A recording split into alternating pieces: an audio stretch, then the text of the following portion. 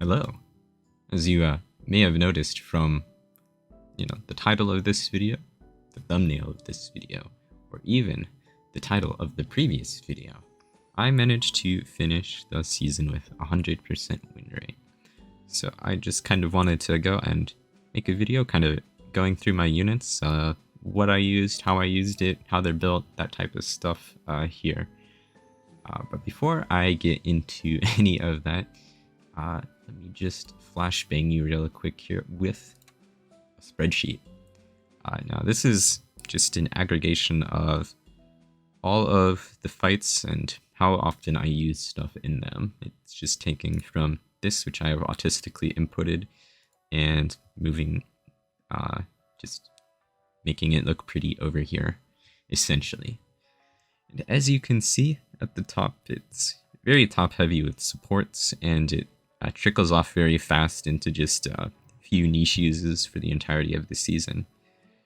But I thought I was going to finish with 79 unique picks here, but I had forgotten, right, in my last guild war there, that in literally the first guild war of the season, I had already used Solitaria. So sadly, only 78. But that doesn't really matter. I won't really go into too much depth on these, but you can get an idea of like how important the unit is to, my, I guess, success in Guild War, right? And I'll also include a imgur album with all of the builds in the description, but I'm only going to go over the top 20 or so in this video. But yeah, let me just scroll through the list, and you can pause if you want to just get a closer look at the ordering of the pick rate and whatnot.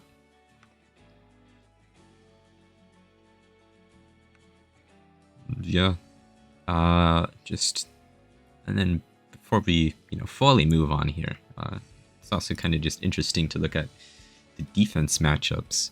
As you can see, Shu, Senya, and Mercedes, pretty powerful defense units. Clearly not, because they never won versus me, but nothing did. I honestly feel like, relative to how annoying they can be, like Shu is... I feel like Shu is like the least powerful thing in like this top section of units. Maybe that's just me. Maybe that's why I fought so many, because I think she's weak. But yeah. I think also Ahmed would be a lot higher if people picked up on her earlier for defense, or maybe I was just dodging her at this point in time. Both are possible. Maybe that's what I did right here. But yeah, it's pretty interesting, I think. And yeah, also is interesting. I had the same amount of unique encounters with units as on defense as also. 78 offense picks and 78 defense units, which is kind of weird and neat at the same time. But yeah, let's just get into the units I have built here.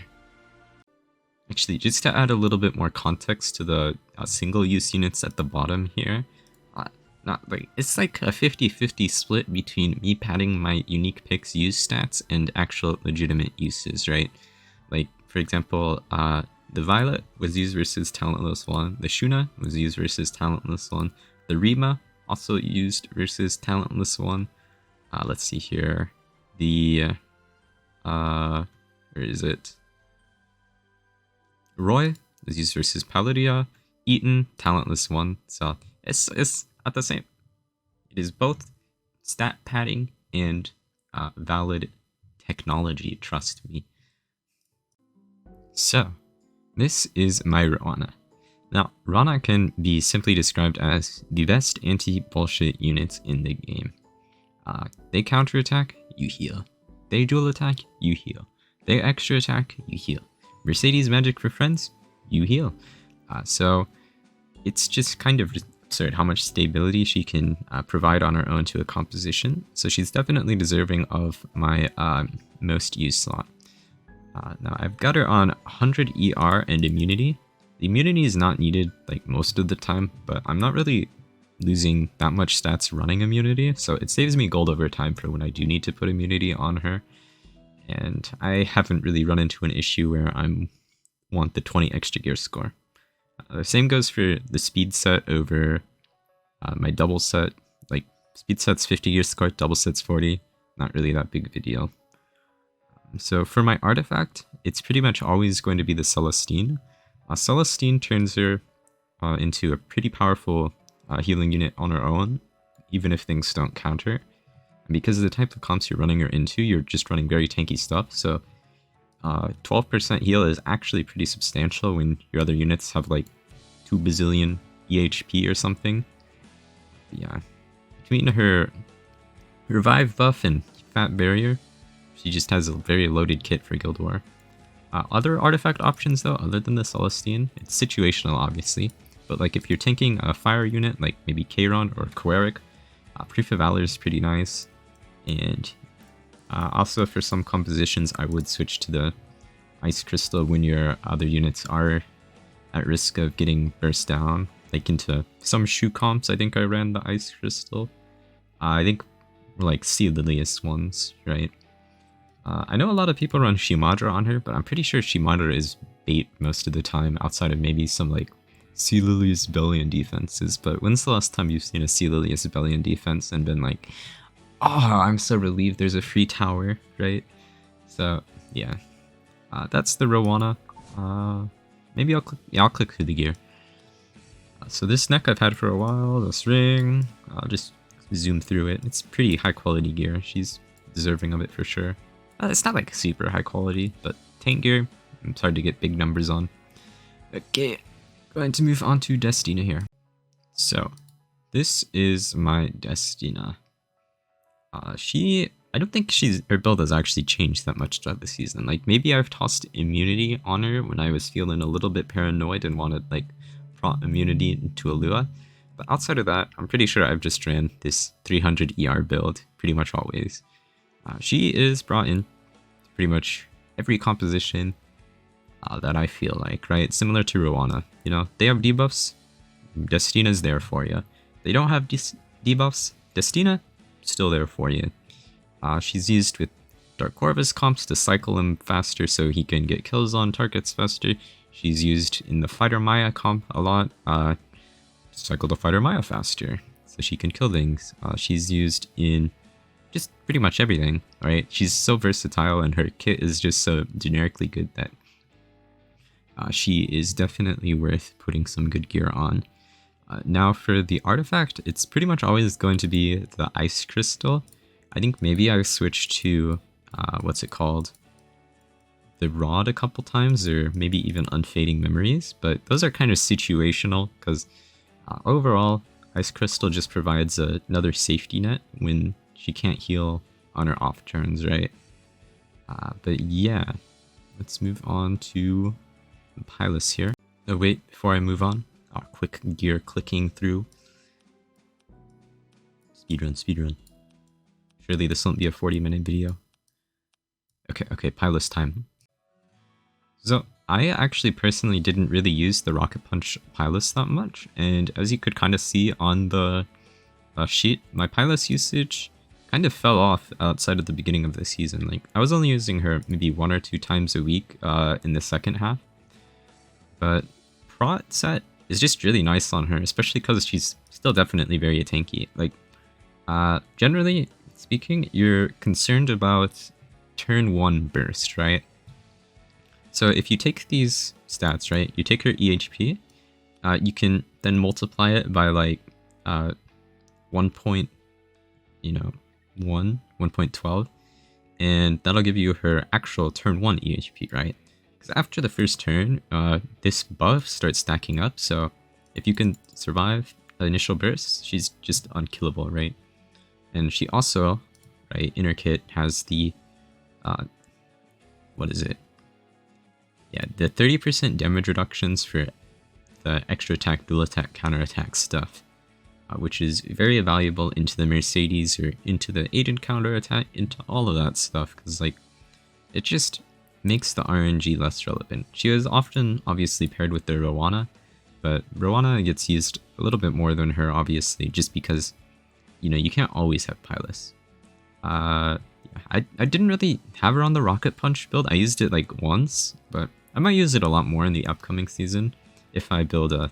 I would probably build a second Pyllis for that. I'm not spending the gold to swap this back and forth constantly into different sets. But yeah, Prot set's definitely very good on her. Pretty much always Arias, but if you're worried about her dying, Holy Sack is also definitely a good option, or Proof of Valor if your Holy Sack isn't maxed. Adamant too, I guess, because one thing that is important to note is that this 30% damage reduction doesn't actually apply to herself. Okay, on to Doris. Wait, I keep forgetting to click on the gear. Look at this string. 905 HP, 74 equipment score. No way. Yeah, her gear is not very, like, big numbered, high quality gear score, but it gets the job done for sure.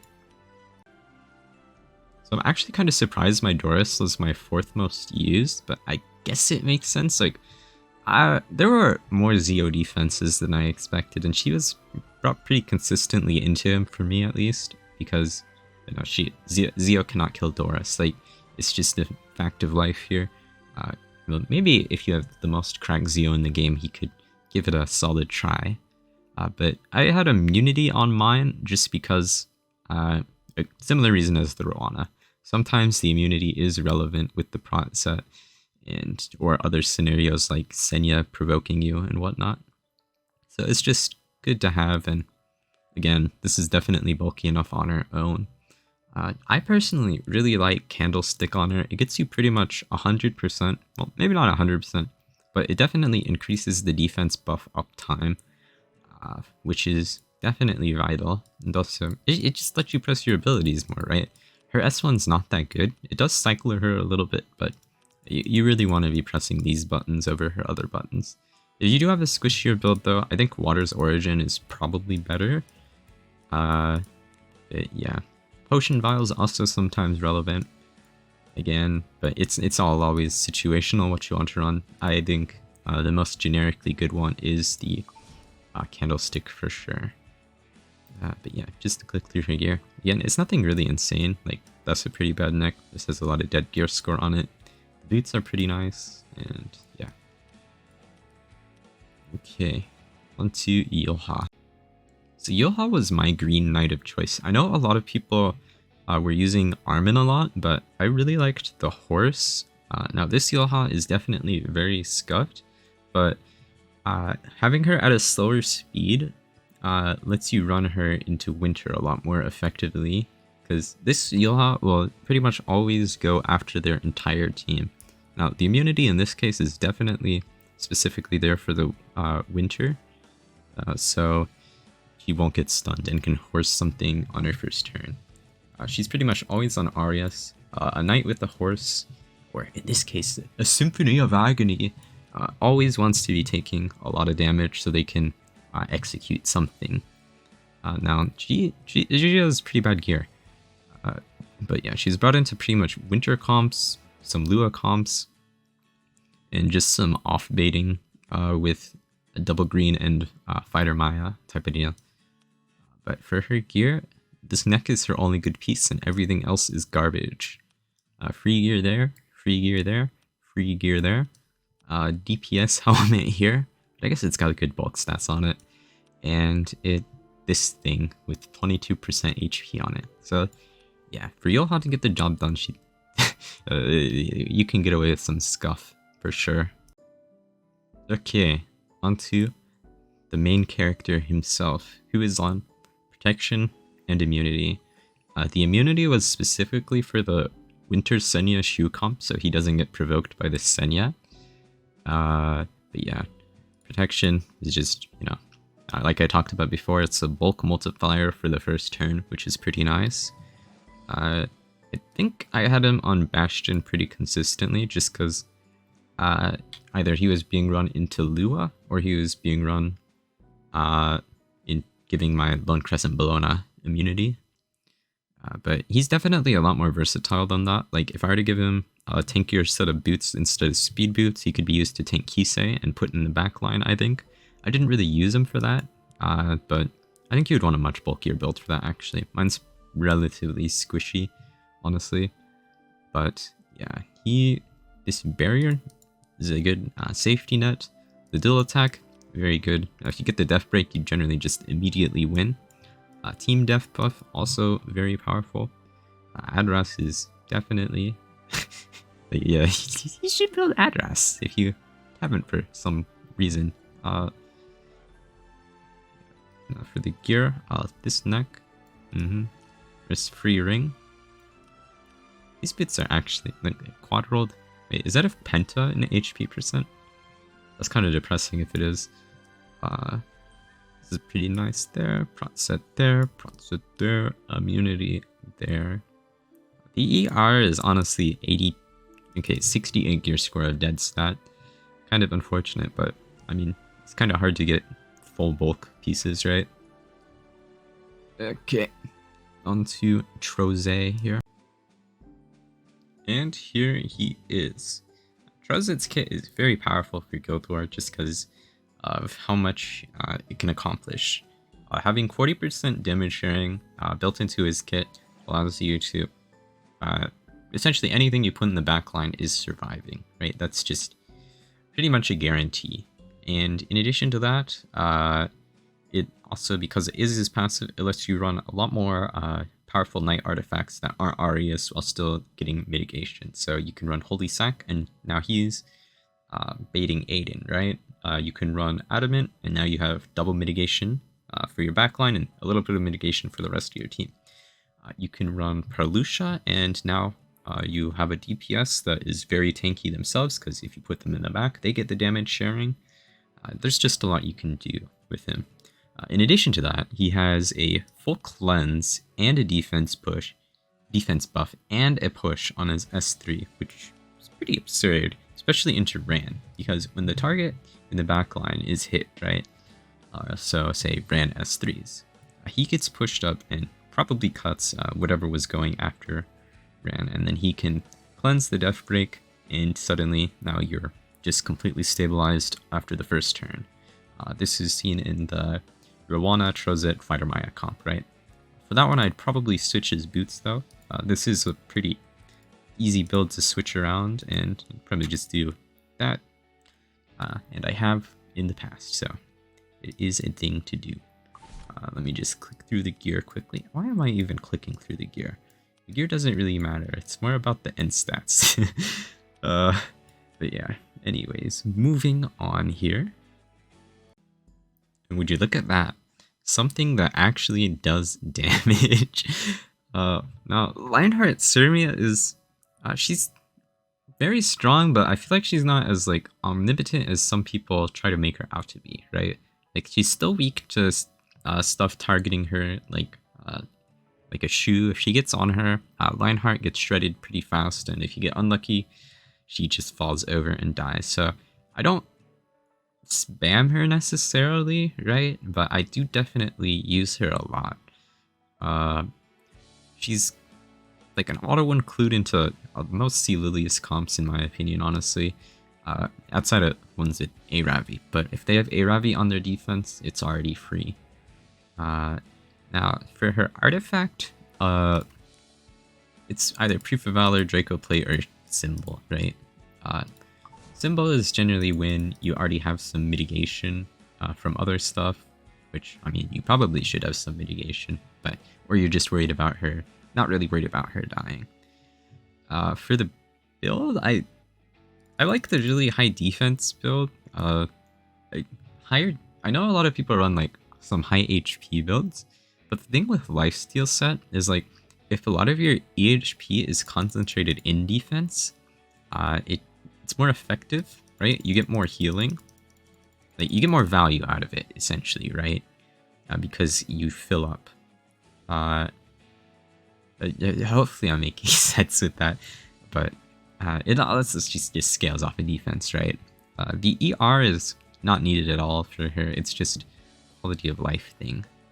But yeah, she's got pretty nice gear, I'd say. This ring is sold. I can't tell if it's cursed or blessed, but it is a quad roll in flat defense. 7% attack is cringe, and so is 5% health. The resist pieces are the real carries here, though. But yeah, on to another DPS, I believe. So, this is my Zahhak. Now, the thing with Zahhak is I've used him 20 times, right? And in those 20 times, I have probably used 20 different builds, if we're being realistic here. Okay, that might be a bit of an exaggeration, but that's just kind of the type of unit he is. For me personally, though, I haven't actually used Zahhak that much, especially in the later portion of the season. This is in part because people started just building their defenses in a way that Zahhak just didn't look enticing for me personally. I really only brought her into maybe Senya's and Aiden's, essentially, right? So if the pairing wasn't right and I felt my Zahhak would be in danger if their speed tuning was right, it just didn't feel very safe for scouting. For follow-up attacks, that's obviously a different story, but again, I do mostly only scout. Not only scout, but yeah, he's the majority of my attacks, right? So Zahhak just wasn't as enticing of a pick for me a lot because there's just a lot of unknown variables and he's a squishy DPS unit. But yeah, I'm not even gonna click through his gear because it's like you want him anywhere in between 200 speed and 300 speed, right? Like anywhere in that range, and it's a good Zahhak build on the symbol preferably. The attack buff EE is absolutely absurd on him though, and so is the fact that he goes invincible. So he's definitely like just a busted unit. I just don't really get the chance to use him that much. And this is the big guy himself. Dark Corvus is an absolute monster in Guild Wars simply because of the fact that he is able to be built extremely tanky, as you've seen here, and also just one-shot pretty much anything in the game. I didn't have him at the beginning of the season, but if I did, he would probably be one of my most used units, because I was using him maybe at least once a Guild War, honestly. He's just very versatile into what you can bring him into as well. Like any type of single target DPS that can be funneled into him, you generally win those. He can also be paired with Aria to reset his cooldowns on turn 1 and then one-shot something, so now it's suddenly a 2v3. Well, I guess Aria after she presses her button isn't really a unit, but you know, a 2v2 with Destina. And yeah, most of the time he was either on Proof of Valor or Sepulchrum is also probably better on average on him. But you can also, there's a lot of options. You can run Portia if you feel like you need to one-shot something. You can run Samsara if you feel like you want to one-shot something but you don't want to die as much. And also, I think I did Durandal a couple of times when I already had double mitigation on other stuff. Yeah, he is definitely one of the most busted Guild War units in the game. Just to go through the gear really quickly here, though. Neck, ring, also good. Like these boots, what the fuck? I'm doing a little bit of settling here. Converting HP boots is definitely on the pain side of things. But yeah, moving on here. And here is my Rocket Punch Crunch Fighter Maya. I was leaning on her quite a bit towards the end, just because of how overpowered it is, right? Fighter Maya's kit in it itself has always been relevant in Guild War. Just the fact that debuffs don't stick on her and she gives herself defense buff has definitely always been very strong. But with the addition of Rocket Punch, it turns her from just a very strong tank into a very versatile damage dealer, right? What Rocket Punch does is it just does fixed damage, right, based off of her defense. So things like Aiden generally get like 1 or 2 tapped, Ran 1 or 2 tapped, and then once those types of threats are off the board, the rest of the team generally just can't DPS through you, right? Because this is just a absurdly bulky build if you include the defense buff. But yeah, for this counter build, the only artifact you'd ever want to be running is Rocket Punch. The team doesn't really work without the Rocket Punch. It might, but you'd be there for 100 turns or something, or something goes terribly wrong and you don't kill them fast enough and end up not being able to out-heal anymore, maybe? But yeah, I'll just click through the gear here. There's not really much to explain with her, right? It's just you S1 a bunch. Yeah, it's pretty okay gear, honestly. But let's get moving along here. This is probably taking too long. Okay, this is my Ed. I've pretty much always ran him on the injury build simply because like there's not really much reason to switch him off of it. Like this stat line is perfectly fine if it were on like speed set or even lifesteal set.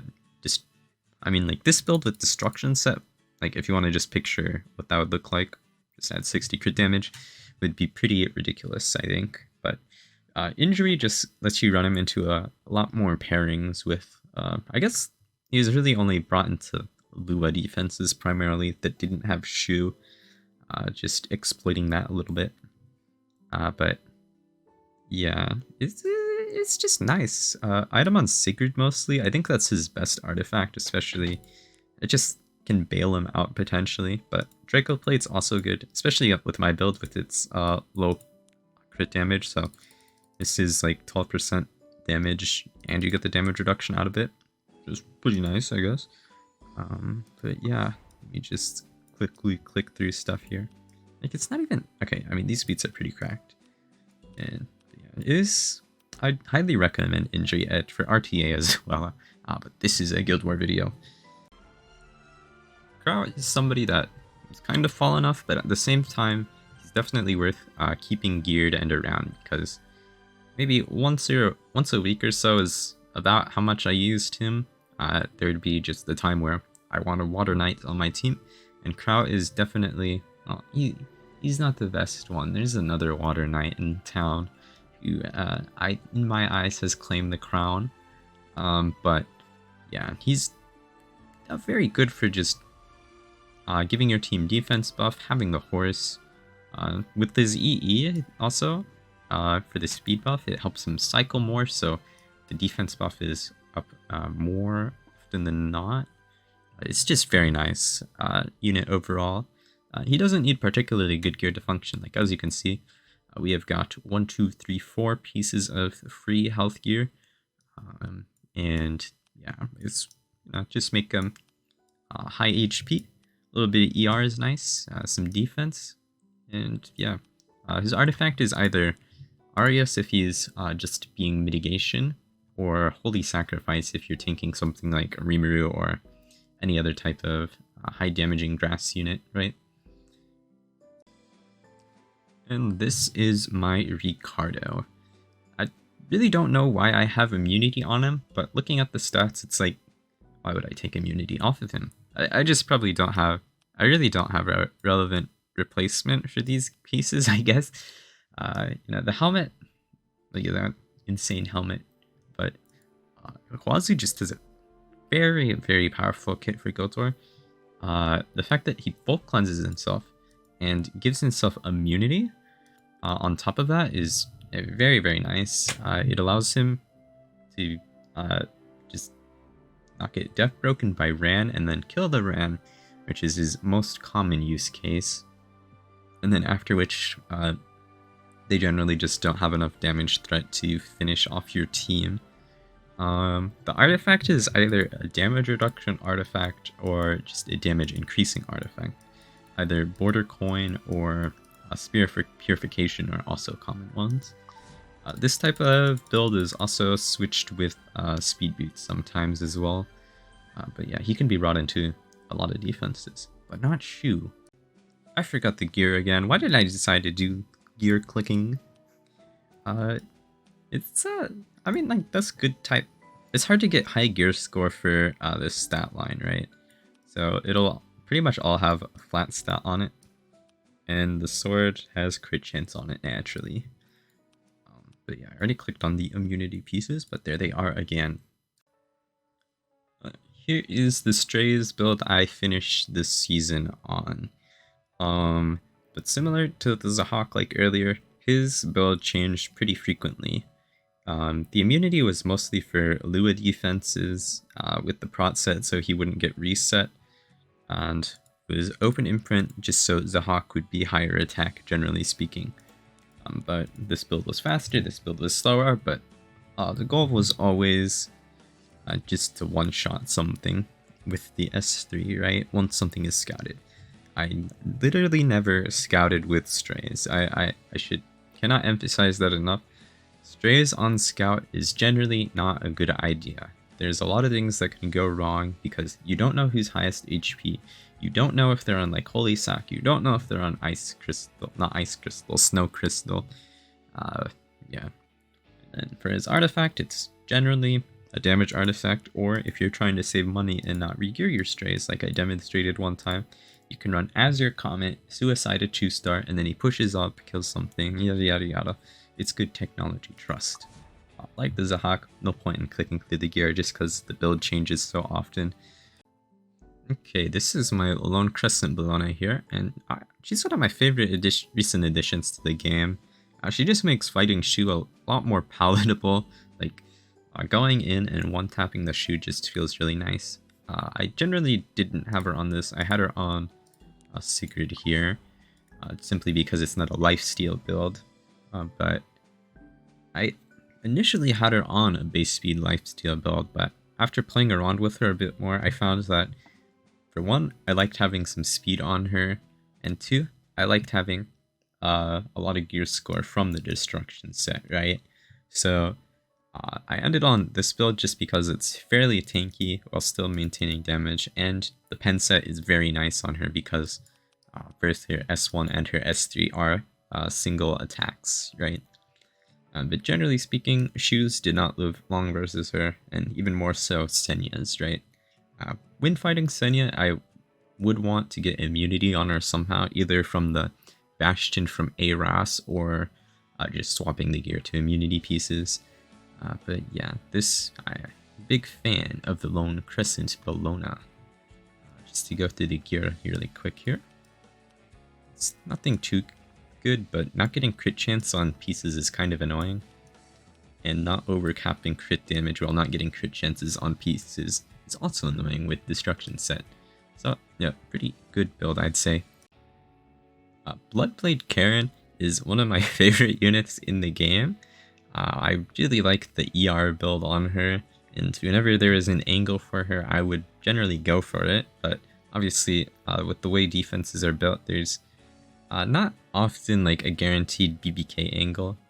However, I would, because my gear on her is particularly nice, I felt a lot safer going into scouts with her than some other people would.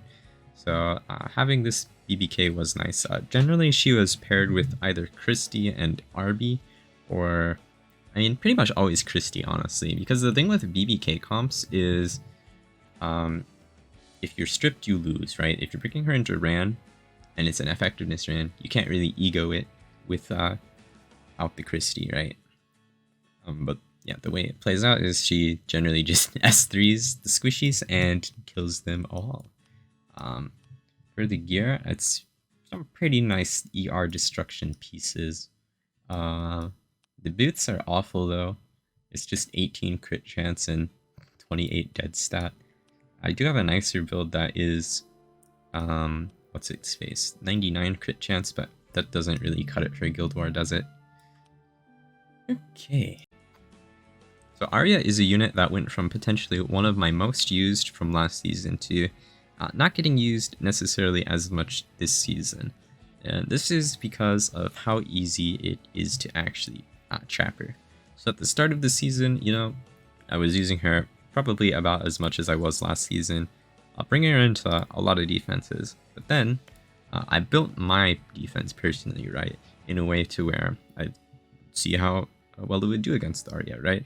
I built a slow Ran that was tuned to probably go after your supports, right? And I paired it with Mercedes and Aiden, right? That's a pretty conventional Aria defense, or it was at the time. So what happened was the Ran would press the S3 after your two supports, your Trozet and your Destina, took their turn. if you pushed the Aria up with them, right, Rand would strip the counter and defense buff and probably defense break. If you didn't push her up, Rand would defense break her, so even if you do get to press S3, it's kind of pointless. And then a full damage Mercedes would follow up, nuke the defense broken team, and then an attack buff, full damage Aiden would come in and press the S3 button. I got a defense win against Talentless 1 with that trap, and after that, I kind of just saw, yeah, it's not as safe as you think, because like if somebody wants to trap for it, they can. So this build though, it was pretty nice in situations where I kind of just had to ego it regardless. It was generally paired with Christy and either on Fairy Tail into Aiden or a Bastion for even more ER. Because getting debuffed on Aria is not a good time. Overall though, the gears, I guess it's there. It's good enough for what you'd want to use her for. You got the EHP, you got the lifesteal, you got the resist. And yeah, moving on here. Speaking of Christy, mine is pretty bad. But she got the job done, right? I think I had a different neck on her at the very least. It was this one, right? Which is a bit nicer looking, even though it's only 12k HP. But the idea with Christy is you want as much ER as possible on her, so you can give as much ER as possible to whoever you're protecting, which is either BBK or Aria, generally speaking, and sometimes even Dark Corvus. In some comps, I didn't do that one personally, like I mentioned earlier. Yeah, for her artifact, it was generally Arius, and she is essentially just saying, mine resists Smile. And generally speaking, you would resist because it's a lot of ER she gives. Like, she's just giving them free, roughly 100. Well, okay, if I had her on good gear, like 150 gear score, right? You're just giving that, tossing it to the back line and saying, hey, you're a 600 gear score unit now. Congratulations.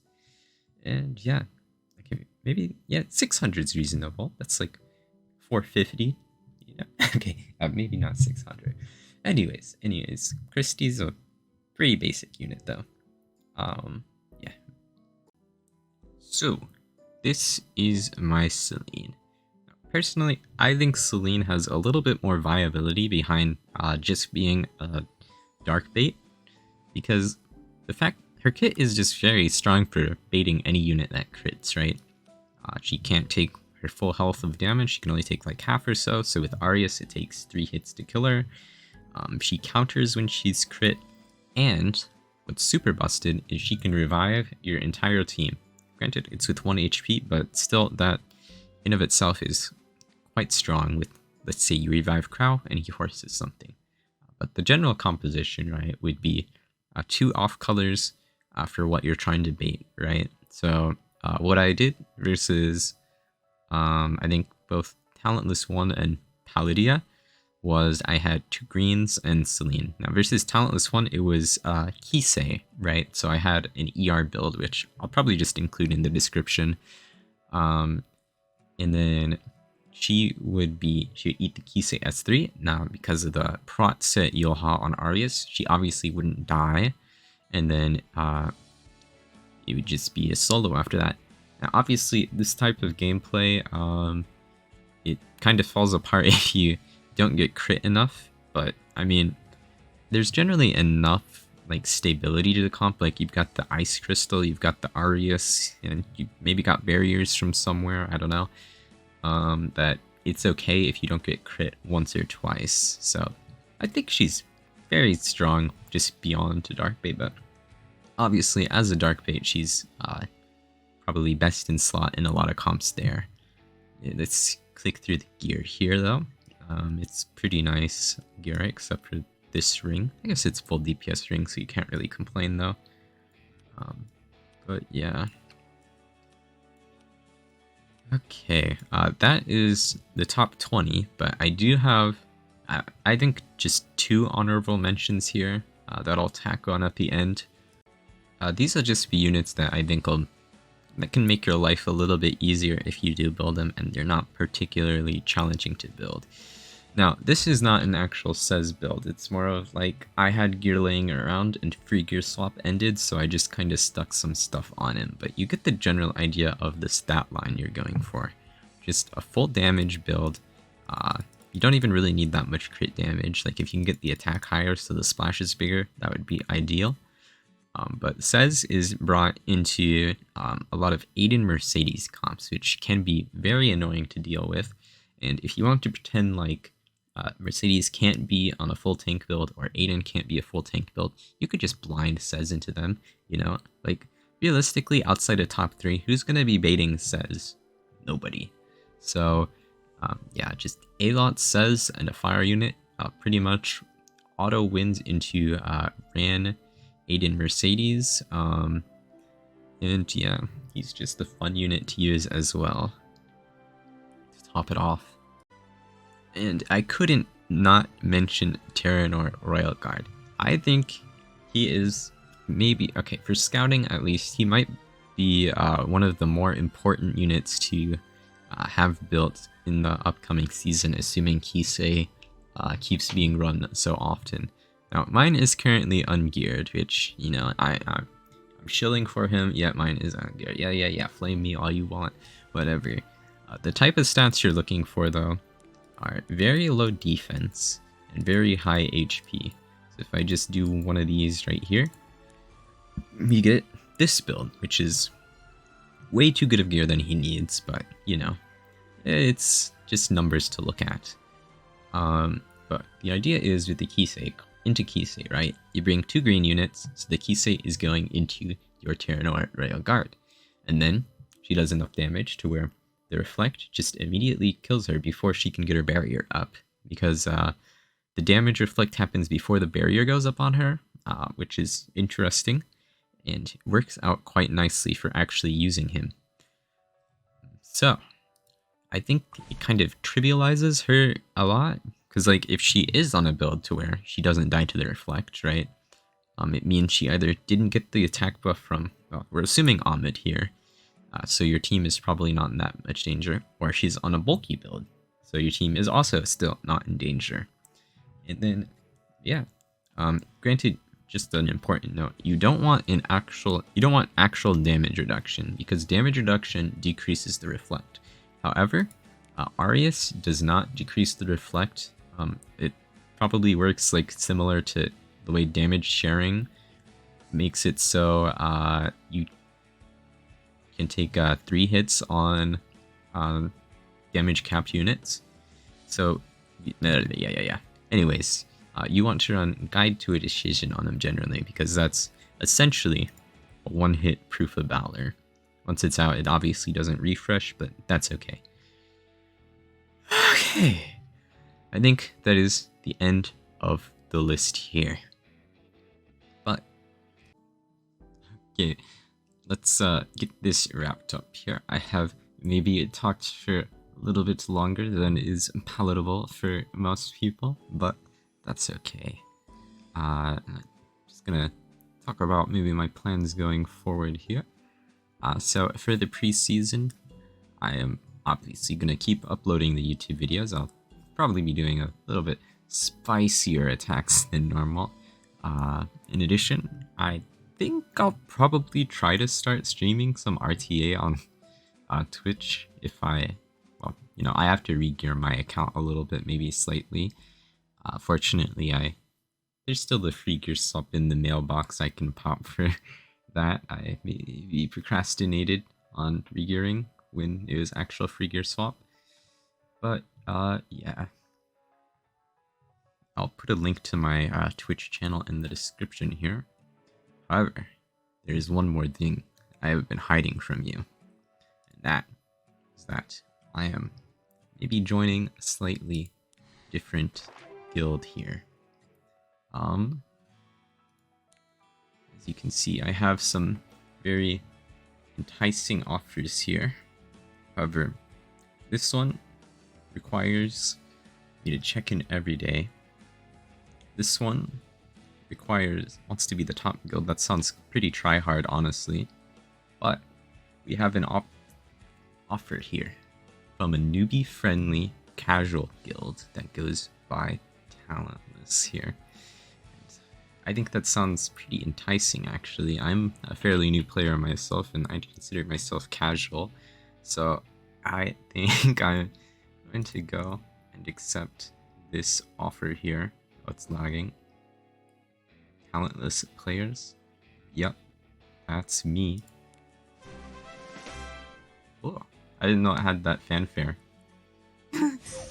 But yeah, I will be playing in Talentless 1 for this upcoming season here. So look forward to some rank 1 guild war instead of rank 2. And quite the upgrade, I know. But yeah, thanks for watching. Subscribe if you enjoyed, I suppose. And I'll see you soon here